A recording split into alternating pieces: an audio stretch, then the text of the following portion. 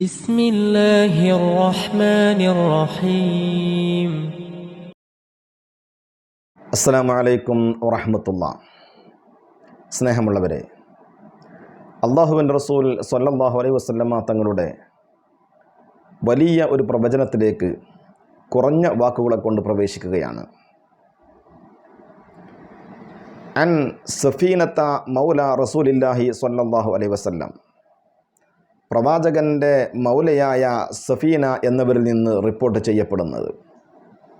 അവർ പറയുകയാണ്, ഖാല റസൂലുള്ളാഹി സ്വല്ലല്ലാഹു അലൈഹി വസല്ലം, പ്രവാചകർ പ്രഭു സൂചിപ്പിച്ചു, ഖിലാഫത്തുൻ നുബുവത്തി 30 സന, നുബുവത്തിൻ്റെ ഖിലാഫത്ത് പ്രാതിനിധ്യം ഖലീഫാ സ്ഥാനം ഏറ്റെടുക്കുന്നത് 30 വർഷം ആയിരിക്കും.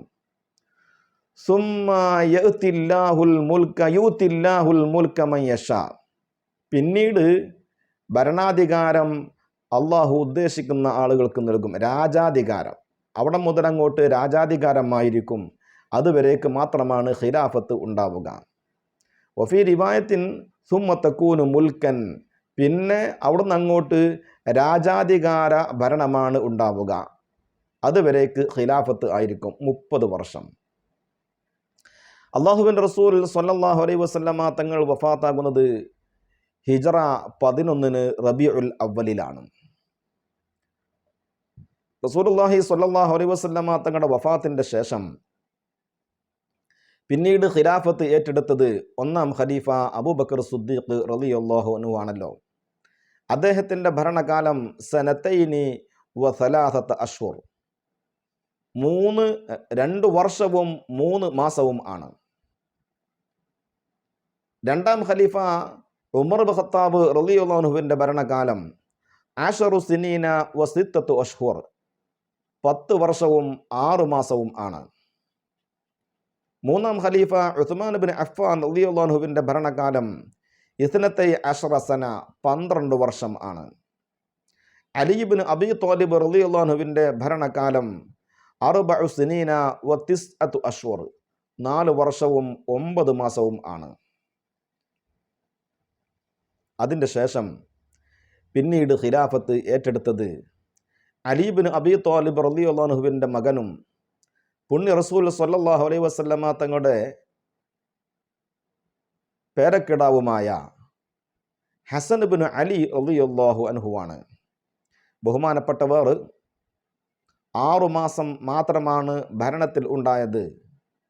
വഫാത്തിൻ്റെ പേരിൽ അദ്ദേഹം ഭരണത്തിൽ നിന്ന് മാറിയതല്ല, മറിച്ച് അന്നുണ്ടായ ചില അന്തഛിദ്രതകളുടെ കാരണത്താൽ മുആവിയ റളിയല്ലാഹു അൻഹുവിന് അദ്ദേഹം ഖിലാഫത്ത് ഒഴിഞ്ഞു കൊടുക്കുകയായിരുന്നു എന്ന് നമുക്ക് മനസ്സിലാക്കാൻ സാധിക്കുന്നുണ്ട്.